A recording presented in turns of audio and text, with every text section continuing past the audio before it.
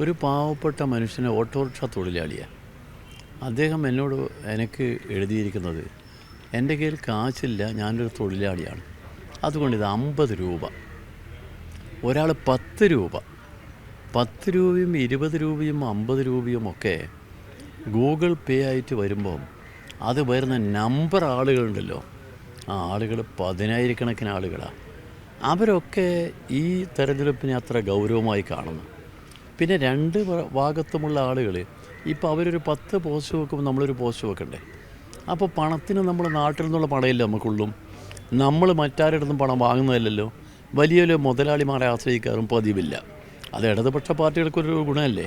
ഇപ്പം നിങ്ങൾക്കറിയാം, electoral ബോണ്ടിൻ്റെ case വന്നപ്പോൾ ബോധ്യമായല്ലോ, ഇടതുപക്ഷ പാർട്ടികൾ ആരെയും മുമ്പിൽ പോയി തലകുനിക്കുന്നവരിലാണെന്ന് ബോധ്യമായല്ലോ. അതുകൊണ്ട് നമ്മൾ ജനങ്ങളോട് പറഞ്ഞ്, ഇതാണ് എൻ്റെ സുഹൃത്തുക്കളോടും ജനങ്ങളോടും പറഞ്ഞത്, ആ കേസ് ഇത്ര നല്ല പ്രതികരണം, ഇത്ര വിപുലമായി ഒരു ജനങ്ങൾ നമ്മളോട് കാണിച്ചിരിക്കുന്ന ഒരു പിന്തുണ വന്നുകൊണ്ടേയിരിക്കുകയാണ്. എവിടെയുള്ള ആളും അവരൊക്കെ വളരെ സന്തോഷമേ ഉള്ളൂ. എന്നോട് പറഞ്ഞിരിക്കുക, എൻ്റെ അടുത്ത് കാശില്ല എന്നുള്ളൊരു വിഷമേ ഉള്ളൂ, പക്ഷെ എന്തും തരണമെന്നുണ്ട്, എന്നാലും ഞാൻ കടം വാങ്ങിയിട്ടിതാ 1000 രൂപ അയക്കുന്നു. അങ്ങനെയൊക്കെ വരുന്ന ആളുകളുണ്ട്. അവർക്കൊക്കെ തന്നെ ഈ പ്രസ്ഥാനത്തോടും, ഈ പ്രസ്ഥാനം ഇപ്പം പോരാടുന്ന പോരാട്ടത്തിൽ ആ പ്രസ്ഥാനം കാണിക്കുന്ന വീറിനോടും അവർക്ക് ബോധ്യമുണ്ട്. അതുകൊണ്ട് ഞാൻ ആദ്യം തന്നെ പറഞ്ഞ്, എൻ്റെ എതിരാളികൾ 2 ബൂർഷാ പാർട്ടികളുടെ പ്രധാനപ്പെട്ട ആളുകളാണ് എൻ്റെ എതിരാളികൾ. അവർ രണ്ടുപേരും ഇലക്ടോറൽ ബോണ്ടിൽ വെച്ച് നല്ല കാശ് വാങ്ങിയ 2 പ്രമാണിമാരാണ്. എൻ്റെ കയ്യിൽ കാശില്ല, എനിക്കാകെയുള്ള മാസത്തിൽ കിട്ടുന്ന പെൻഷൻ മാത്രമേ എനിക്കുള്ളൂ. അതുകൊണ്ട് എൻ്റെ കയ്യിൽ നിന്ന് കാശില്ല എന്ന് ഞാൻ പൂർണ്ണമായും പറഞ്ഞു. അങ്ങനെ ഇവർ രണ്ടാളോടും പോരാടുന്നത് എങ്ങനെയാണെന്ന് എന്നോട് ചോദിച്ചപ്പോൾ ഞാൻ പറഞ്ഞു, എനിക്ക് പോരാട്ടത്തിൻ്റെ കൊടിയുണ്ട് എൻ്റെ അടുത്ത്. അതാണ് ചുവന്ന കൊടി, മനുഷ്യൻ്റെ രക്തം കൊണ്ട് ചുവപ്പിച്ച കൊടി. ഈ നാട്ടിൽ വിപ്ലവത്തിന് വേണ്ടി പോരാടിയ പോരാട്ടത്തിലെ ധീരനായകന്മാർ പിടിച്ച കൊടി.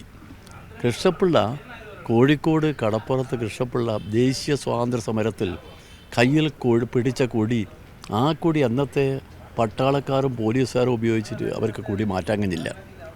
അദ്ദേഹത്തെ അടിച്ച് ബോധരഹിതനാക്കിയിട്ട് ആ കൊടി പിടിച്ചത്. അതുപോലുള്ള കൊടിയുണ്ട്. ആ കൊടി ഈ നാട്ടിലെ പാവപ്പെട്ടവന് വേണ്ടിയുള്ള കൊടിയാണ്. സാധാരണക്കാരൻ്റെ ജീവിത പ്രശ്നങ്ങൾക്ക് വേണ്ടി പോരാടാനുള്ള കൊടിയാണ്. ഈ നാട്ടിൽ മാറ്റത്തിന് വേണ്ടിയുള്ള പോരാട്ടത്തിന്, ഫാസിസത്തെ നേരിടാനുള്ള ഇന്ത്യൻ ജനങ്ങളുടെ പ്രധാനപ്പെട്ട സമരായുധമാണ് ഈ കൊടി. ആ കൊടി എൻ്റെ കയ്യിലുണ്ട്. എനിക്ക് കോടിയില്ല, എനിക്ക് കൊടി മതി. ആ കൊടി ഈ നാട്ടിൽ ജനങ്ങളാണ്, കോടാനുകോടി ജനങ്ങൾ. ആ ബോധത്തോടെയാണ് ഞാൻ പെരുമാറുന്നത്, അങ്ങനെ ഞാൻ പ്രവർത്തിക്കുന്നത്. എനിക്കൊരു വിഷമവുമില്ല. ഏത് വലിയ കോടീശ്വരന്മാരായാലും ധീരമായി ഈ പോരാട്ടത്തിൽ പങ്കെടുക്കും. അതിന് കാരണം ജനങ്ങളെൻ്റെ കൂടിയിടുന്നതാണ്. കാരണം ജനങ്ങൾക്ക് അവർക്കറിയാം ഈ നാട്ടിൻ്റെ സ്ഥിതി. ആ സ്ഥിതിയിൽ നിന്ന് മോചനം കാണാൻ ആർക്കാ കഴിയാതെ ജനങ്ങൾക്ക് ബോധ്യമുണ്ട്. അനീതിക്കെതിരെ ശബ്ദിക്കുന്ന പ്രസ്ഥാനം ഇടതുപക്ഷമാണെന്ന് ബോധ്യമുണ്ട്. അതുകൊണ്ട് നമ്മളെ കൂടി ഉണ്ടാവും. അതുകൊണ്ട് കോടികൾ എനിക്ക് വേണ്ട, ഈ കൊടി മതി.